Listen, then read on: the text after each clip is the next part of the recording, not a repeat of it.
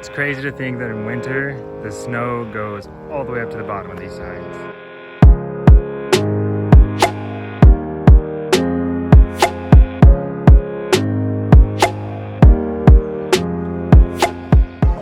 I wasted an hour checking the forecast, trying to convince myself that it would rain. I told myself that my legs were too tired to go out and hike again. I told myself that I should rest ahead of what will be a busy weekend, although even that isn't guaranteed. This is something I will never understand about life, even though I'm totally aware that this is resistance, as Stephen Pressfield calls it in my favorite nonfiction book, The War of Art, which of course I'll link below. And while there's no answer to totally overcoming resistance, or I don't believe there is anyway, I think that no matter how aware of it you become and how self-aware you become, you will still always get these feelings. This little devil on your shoulder trying to talk you out of pursuing your goals. I think that's just an aspect of life that we have to learn to live with, which is why today I wanted to talk about 5 things that I've learned to incorporate into my daily life that have really helped me manage stress, anxiety, and to overcome this feeling of resistance. Well, we're out on the trail taking a nice leisurely stroll, so I think that's a perfect segue to introducing my first recommendation to reducing stress and anxiety, which is simply going for a walk. Of course, I'm hiking, although on a really gradual slope. But you don't have to go for a hike. You don't have to live in a mountainous area to achieve this mental clarity and to reduce stress and anxiety.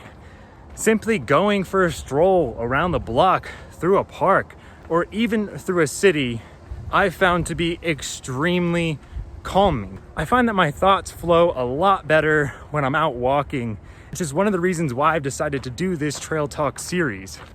The majority of Americans drive everywhere. I know that was certainly the case for me when I was living in the States full time. Like many Americans, I started driving to school every day at the age of 16.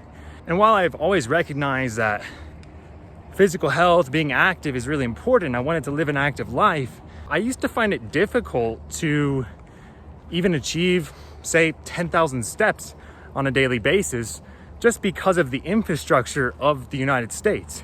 It's built for cars. And I think this simple act of going for a stroll is often overlooked in its value. All right, so moving on. The second thing I like to recommend for reducing stress and anxiety and eventually overcoming that feeling of resistance is simply cracking open a book and reading. I know, I sound like another annoying English teacher. You probably already finished school and you don't want another assignment. I get it. But don't do it for someone else. Do it for you. Unlike watching a television series, reading is an action, at least in my opinion. When you're reading, you're creating this world within your head, and you're feeling that progress as you turn each page, even if you're reading digitally. While reading and constructing this world within my head, I'm so occupied by the content in front of me that I don't have any mental energy to stress or to worry about other things within my life. And when I finally do put down the book, I feel like I've accomplished something and I'm able to think and act more clearly. So seriously, it doesn't matter what you read. It is the action of reading that can reduce your stress and anxiety. Give it a try. Just 30 minutes a day. Do it before bed. I guarantee you'll sleep better and you'll think more clearly. You've got nothing to lose. And trust me, I'm not going to ask to review your essays.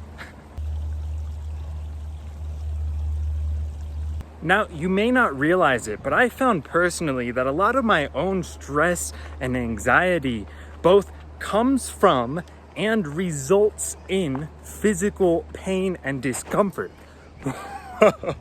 Speaking of, I almost just fell. Going back to those college days when I was going to the gym all the time, I was drinking 2 protein shakes a day, and I was trying to get as strong as possible. I also had serious back pain. The back pain was so bad that I went to numerous chiropractors, spent hundreds of dollars, and tried all different types of treatment. Although the one thing that I neglected to try is my third recommendation for reducing stress and anxiety and eventually achieving your goals, which is simply stretching. It was during my first season as a snowboard instructor that I started attending yoga classes in my mountain community. And while I was reluctant to do so at first, it's always uncomfortable to start something new, I felt results in my back and in my entire body almost immediately. But more surprising was the clarity that I felt in my mind.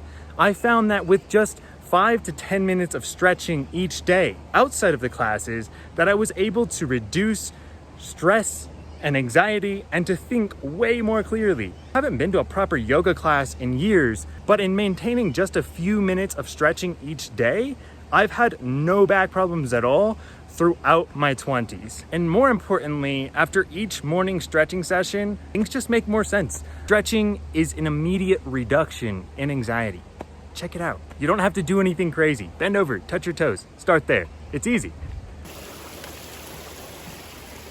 I know this is probably going to sound like I grew up in the 1950s, but I distinctly remember as a kid this negative, emasculating connotation toward journaling. Now, of course, this is incredibly ignorant, and since then, I've taken up journaling as a practice to improve my writing and improve my mental well-being. I found that even in my most stressful, anxiety-inducing times, confiding in my own words, putting them down on paper, and not even necessarily reviewing them, just getting them out is a huge relief and offers tons of mental clarity.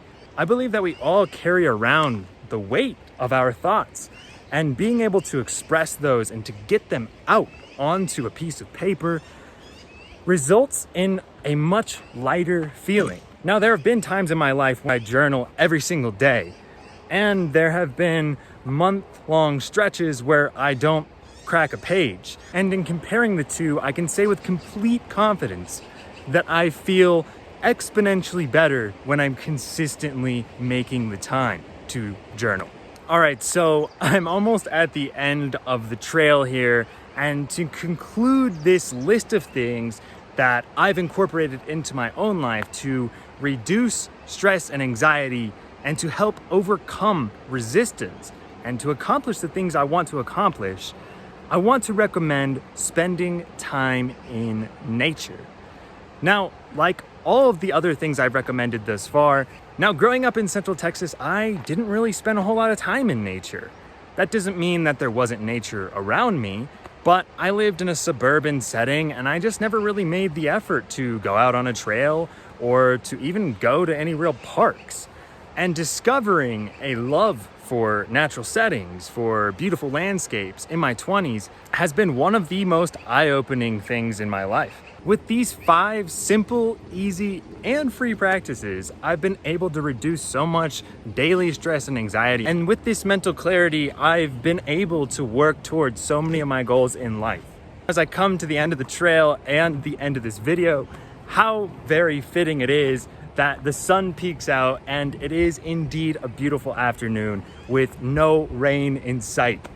Don't let yourself succumb, be held prisoner by resistance, by stress and anxiety. Try one or all 5 of these simple practices, and I guarantee that you will find mental clarity. Let me know which one works best for you, and please do subscribe and stay tuned for more videos soon.